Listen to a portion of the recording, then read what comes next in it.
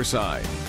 Now on 11 at 11, a 4-month-old girl murdered. The suspect is her father. The heartbreaking case that has so many asking why.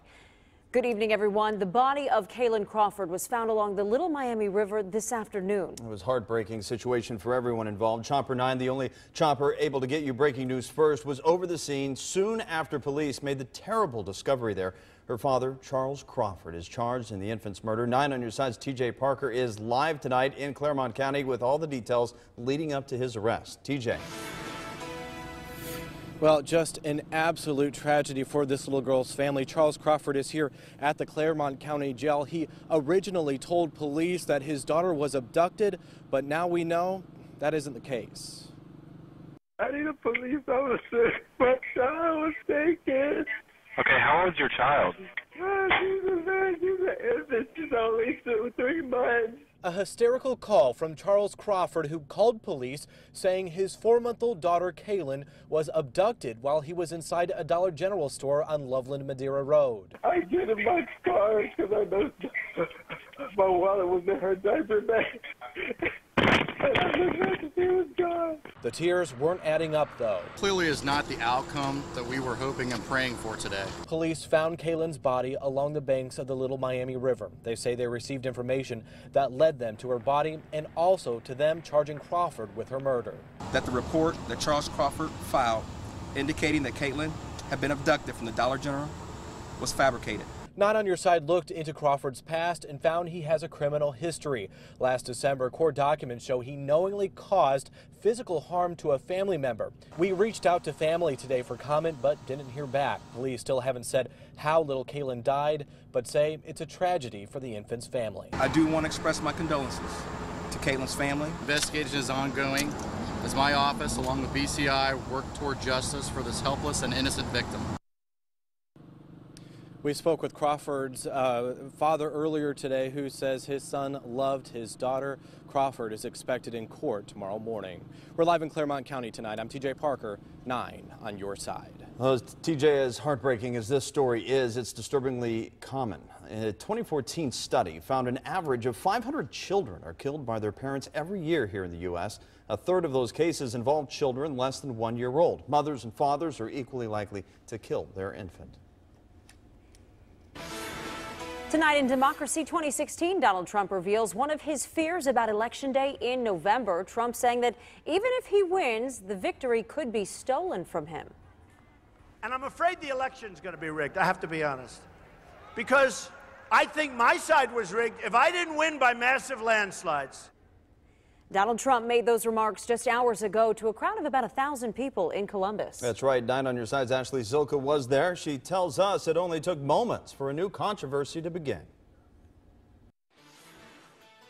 Hundreds of people were turned away from Donald Trump's rally here at the Columbus Convention Center. And before the event even started, the presidential nominee made sure the media and public knew it. Trump criticized the fire marshal for limiting the size of his town hall to 1,000 people. But the Columbus Fire Department told ABC News his campaign was aware of the venue's capacity when it was booked last Friday. They've all been turned away. You saw them. It's a disgrace. So that's for political reasons. At the rally, Trump said if elected, he would make protecting jobs a priority. The people in Ohio, the people in the Rust Belt, and they call it the Rust Belt for a reason, because everything's rusting and rotting. You lost your jobs. They're moving to Mexico. Most was impressed with his stance of keeping jobs in America, specifically let the states battle it out. The rally comes just days after Trump's latest controversy. At last week's Democratic convention, the father of a Muslim American soldier who was killed in Iraq spoke out against Trump.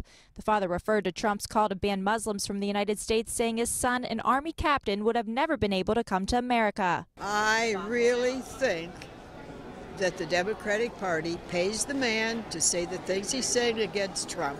The son was a hero, but we had a lot of heroes. Trump drew criticism by questioning why Mr. Khan's wife stood silently on stage during her husband's speech. I think some things, Donald, he just needs to slow down on what he says. Other than that, people make mistakes, But I like Donald Trump. Nobody's going to change my mind about that. This is Donald Trump's second visit in Ohio in less than a week. He says he plans to visit voters in this state a lot between now and Election Day. Reporting in Columbus, Ashley Zilka, 9 on your side. Ashley, thank you. Trump's running mate, Indiana Governor Mike Pence, is in Nevada, actually, where the controversy over the Muslim captain killed in Iraq came up again. Listen to what happened when a mother with a son in the Air Force asked Pence about Trump's remarks.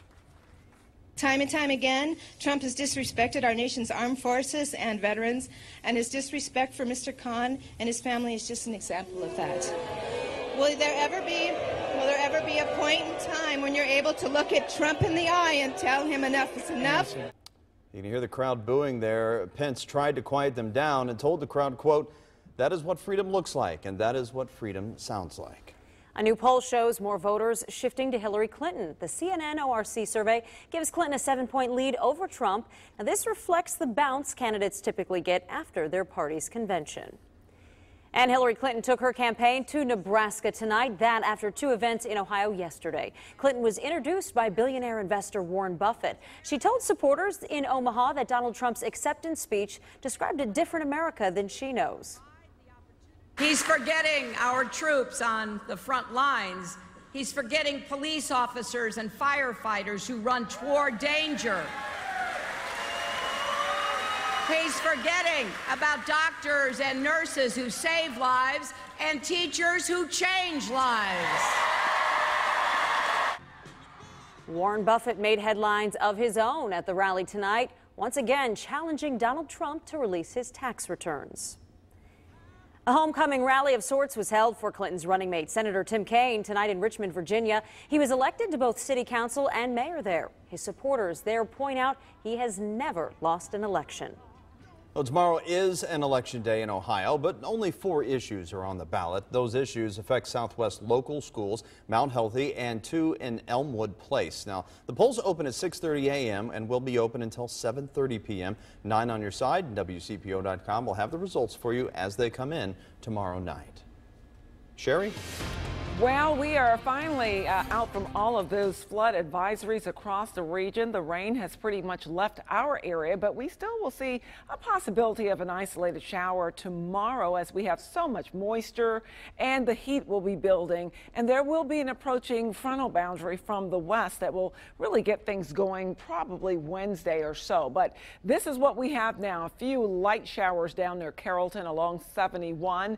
We're clear, but we do have some overcast skies around the region here. 69 Wilmington and Hamilton. We're still warm, quite warm and muggy. 75 at the International Airport with a dew point in the low 70s. So we're going to have a muggy night and we're going to have a muggy start. But as I said, much of the shower activity now in central portions of Kentucky. So we'll get a break overnight.